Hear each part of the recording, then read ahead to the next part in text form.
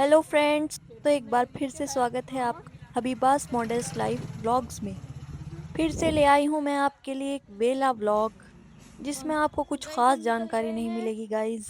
बस हुआ यूं कि आज मुझे दो बहुत इंपॉर्टेंट काम थे। पहला, मुझे अपना बर्थ सर्टिफिकेट निकलवाना था, जो मैंने पिछले महीने बनने के लिए दिया था, लेकिन वो अभी तक नहीं आया। तो गाइस, हमेशा की तरह मेरी वेली दोस्त तो मेरे साथ ही रहती है। और दूसरा काम था, मुझे अपनी मार्कशीट निकलवानी थी। तो गाइस, हम पूछने गए तो उन्होंने बोला अभी नहीं आया। गाइस, ये आंटी चुपचाप मुझसे रिश्वत मांग रही थी, बोल रही थी 2 लाख रुपए था तो मैं तुम्हारा काम करा देती हूँ। ये सुनते ही हमने स्पीड पकड़ ली गाइस। दोस्तों, मेरी दोस्त ने सुपारी ले ली थी। देखिए, इसके मुंह में सुपारी भरी रहती है। जब हमारा एक काम नहीं बना तो हमने दूसरे की तरफ पहल की और अपने उठते कदमों की वीडियो बना ली। गाइस, फिर मैंने चुटकी बजाई और हम ऑटो में बैठ गए हैं। देखिए, मेरे प्यारे दोस्त ये हर वक्त शिकायत करती रहती है। कुछ लोग ट्रैक्टर ट्रॉली में दूसरों का अनाज चुरा कर भाग रहे थे गाइस, लेकिन मैंने उनकी रंगे हाथों वीडियो बना ली। वो चोरी करके भी मुझसे तेज नहीं भाग पाया, लेकिन एक बाइक वाले चाचा ने मुझसे ज्यादा स्पीड बढ़ाकर मेरा एक घमंड तोड़ डाला। अच्छी बात यह थी कि मेरा चेहरा कोई नहीं देख पाया, क्योंकि मेरे चेहरे पर नकाब था। दोस्तों, चोर पुलिस का गेम खेलने के बाद बस अब हम ऑटो से उतरने ही वाले थे। मेरी दोस्त के खूबसूरत चेहरे को कहीं नजर न हो जाए, इसलिए मैंने उसके मुंह पर कोवर मल दिया था गाइस। मेरे बराबर में एक आंटी बैठी थी। उन्हें देखकर ऐसा लग रहा था जैसे वो अभी अभी किसी का फोन पे कराई है गाइस। आप खुद देख सकते हैं। मुझे उन्हें देखकर भी ना चाहते हुए डरना पड़ा।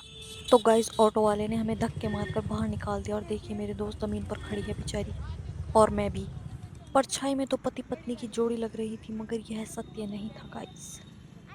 हमारे साथ बहुत बड़ा स्कैम हो चुका था दोस्तों। ऑटो वाले ने हमें 2 किलोमीटर पहले ही उतार दिया था।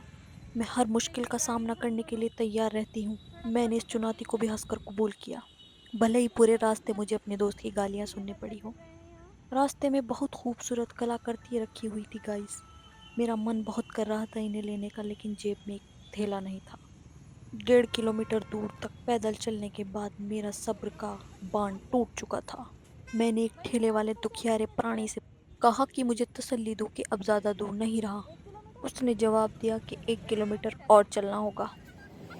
खैर, मेरी दोस्त की रंग बिरंगी गालियों के बीच ये सफर बहुत ही खूबसूरती से गुजर गया।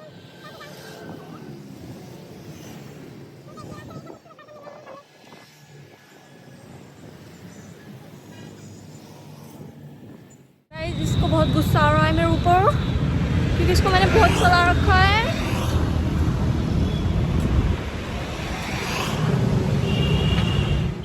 मेरा सफर अभी यहाँ पर भी खत्म नहीं होता गाइस। अब मुझे यहाँ पर बस का इंतजार करना होगा। हमारी तरह बहुत से लोग यहाँ पर बस का इंतजार कर रहे थे।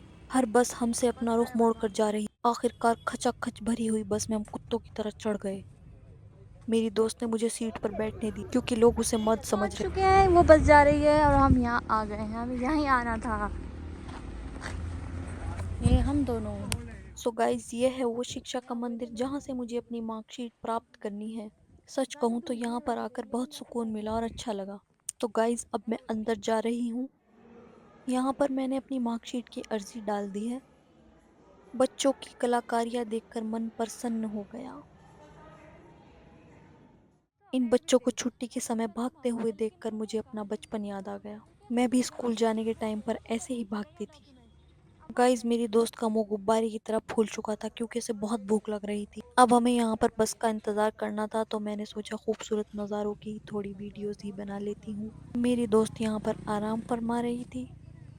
कुर्सी खाली देखकर मैंने भी थोड़ा आराम किया। यहाँ पर उसे उसके हॉस्पिटल की फ्रेंड मिल गई थी। उसने मेरी वीडियो में देखना भी गवारा न किया गाइस। तो अकेली अबला नारियों को देखकर एक भले इंसान ने हमें लिफ्ट दी और हमें ठंडी हवा खिलाकर पेट भर दिया।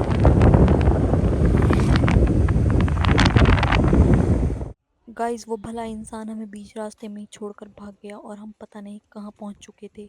फिर एक अंकल ने हमारी हेल्प की और ऑटो वालों को फ़ोन किया, और ये मेरी दोस्त ऑटो वाले की तरफ दौड़ती हुई आपको नज़र आ रही होगी गाइस। देखिए कितना खूबसूरत नज़ारा है। इसके करीब आते ही गाइस, मेरा खुशबू से दिमाग हिल चुका था। ये नज़ारा देखते ही मुझे एक लेजेंड की बात याद आ गई गाइस। तो जिस पल का बेसब्री से हमें इंतजार था, वो घड़ी आ चुकी थी। अब हम घर की तरफ रवाना हो चुके हैं गाइस। देखिए हमें भूख और प्यास से मेरी दोस्त की कुत्ते की तरह जबान बाहर आ चुकी थी। इसीलिए उस गरीब ने मुझे मौसमी का जूस पिलाने का निर्णय लिया।